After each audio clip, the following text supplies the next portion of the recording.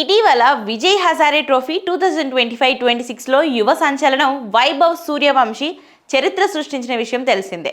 తాజాగా 2026 సంవత్సరాన్ని అత్యద్భుతంగా ప్రారంభించి మరో సరికొత్త రికార్డు సృష్టించాడు.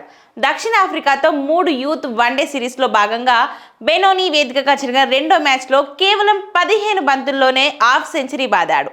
దీంతో యూత్ వన్డే చరిత్రలో అత్యంత వేగంగా హాఫ్ సెంచరీ సాధించిన ప్లేయర్గా నిలిచాడు వైభవ్ సూర్యవంశీ.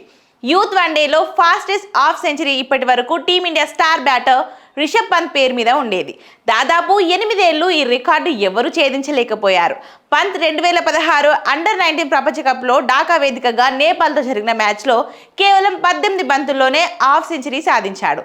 తాజాగా దక్షిణాఫ్రికాతో జరిగిన మ్యాచ్లో సూర్యవంశీ అద్భుతమైన బ్యాటింగ్తో యూత్ వన్డేలో ఫాస్టెస్ట్ 50గా రిషబ్ పంత్ రికార్డును బద్దలు కొట్టాడు. మొత్తంగా 24 బంతుల్లో ఒక 4, 10 సిక్స్లతో 68 పరుగులు చేసి అవుట్ అయ్యాడు.